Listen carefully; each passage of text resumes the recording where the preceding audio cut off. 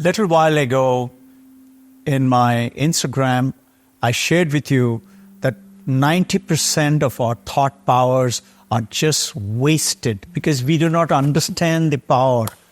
These 90% of the thought processes are supposed to be guided towards enhancing the willpower, which is the speciality of a humanity. You know, the power of concentration, power of focusing is what is necessary. Today, if you look at any top educational institutions, let's say in Harvard or in our Indian IIT or AIMS, you will find it is that focused students are studying for at a go without going for lunch or dinner for 12 hours, 15 hours. They're continuing to study and yet they're not tired. Why? Because the energy is coming from within. How do we understand this? Generally, we do not do much ado about our thought processes. Our thought processes are divine gift of the nature. If you believe in God, and talking about God, let us get back to Zoroastrian, where the first, in the ancient time and Vedas, there were many gods, fire god, wind god, and Indra, the lord of the gods, and there were gods and goddesses. From there came, that is, democratizing was the process. From there came to a personalized God, which is Zoroastrian, Ahura Mazda, who started the first.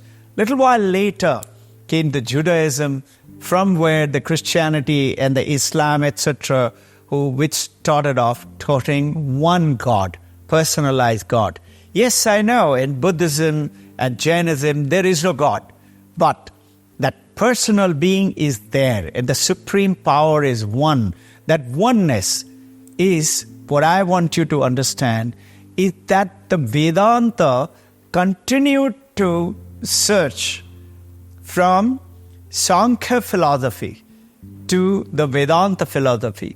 Vedanta philosophy, in which it came to Sankhya, is also Vedanta, by the way, but Advaita Vedanta, one alone.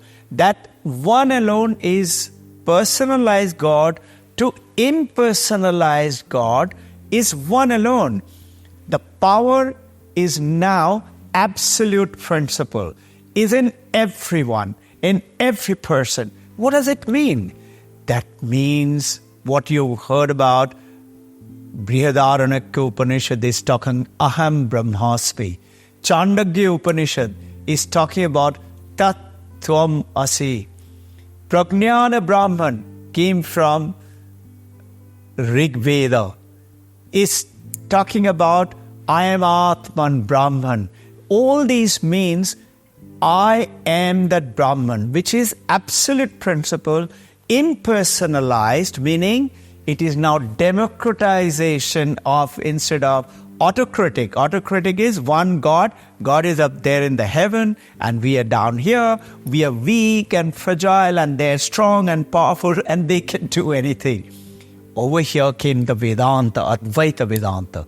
Advaita Vedanta says, it is you. You alone have the power. And it is democratized, meaning it is in everyone, in every country, every human being. Can you believe that? What does it mean? It means your thoughts. It means your visualization power. It means you're just focusing your mind and thinking, imagining. Imagination is the power. Generally, we give it to an artist or a player or maybe theatrical or maybe cinema. No, imagination is the power of the human race. Because of which, in our school, IB with Vedanta, Advaita Vedanta, what are we talking about? At Victorious Kids Educators, we talk about fun. You must have fun. Children must have fun so that their mind is free. And then freedom. That freedom will allow them to expand their mind. And then flexibility, not rigidity, not rigid principles. And then fearlessness. They should be fearless so that their willpower, along with fearless attitude, can focus on the thing and say, I can. What? Anything. Whatever I can think of, imagine of, I can go for it. So look at it, Wright brothers, Henry Ford, or let's say Isaac Newton or Einstein, relativity theory. What did they do? Or today's quantum mechanics, 3 Nobel laureate came, Alan Aspect, Joel Zellinger, and John Clinton. Did what? Discovered this world is not real. Then what is real? You are real. And that you are is in everything, in everyone. And that's called Brahman. Another name by Vedanta is called Sat. This is what the Vedantic Upanishads are talking about through Mahavakyas. I just talked to you about Aham Brahmasmi, Tat Tvamasi, I am Atman Brahman, Prajnana Brahman, given in various Upanishads and in the Vedas. Upanishads, the generally end of the Vedas, called Vedanta, meaning cutting edge of the knowledge. Generally, Vedanta means end of all knowledge. Yes, it is, but it is the cutting edge. Cuts what? Our ignorance. What ignorance? We are tied up from babyhood, childhood, by only a name, body, form, and function, and gender.